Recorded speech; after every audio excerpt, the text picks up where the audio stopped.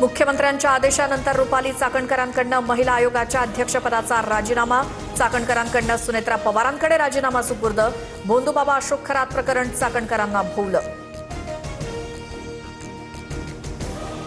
वैयक्तिक कारणानं राजीनामा देत आहे, स्वेच्छेनं राजीनामा दिलाय, रुपाली चाकणकरांकडून स्पष्ट। भोंदूबाबा अशोक खरात प्रकरणाची एसआयटी मार्फत चौकशी व्हावी, प्रकरणाचा सखोल आणि वस्तुनिष्ठ तपास व्हावा, रुपाली चाकणकरांचं मुख्यमंत्री फडणवीसांना पत्र। रुपाली चाकणकरांचा फक्त राजीनामा घेऊन चालणार नाही, खरात प्रकरणात चाकणकरांना सह आरोपी करून अटक केली पाहिजे, सर्व कॉल रेकॉर्ड तपासले पाहिजेत, सुषमा अंधारेंची मागणी। रुपाली चाकणकरांकडून भोंदूबाबा अशोक खरातचं कौतुक करतानाचे व्हिडिओ समोर। चाकणकरांकडून खरातची पांडुरंगाशी तुलना, तर महिला आयोगाच्या अध्यक्षपदापर्यंत खरातनंच पोहोचवल्याचं वक्तव्य।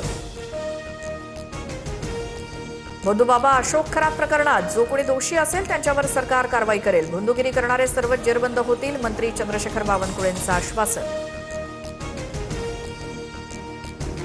मंत्रिमंडळातील 9 मंत्री भोंदूबाबा अशोक खरातचे भक्त, मंत्री त्यांच्याकडे जाऊन घृणास्पद विधी करायचे, भोंदूबाबा खरात प्रकरणावरनं संजय राऊतांचा आरोप।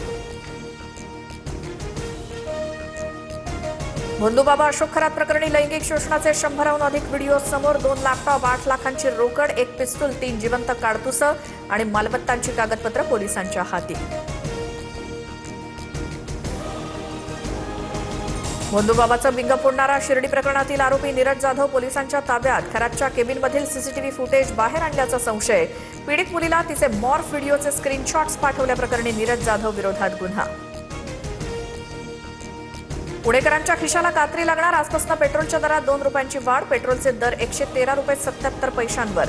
दर वाढल्यामुळे वाहनधारकांमध्ये नाराजी।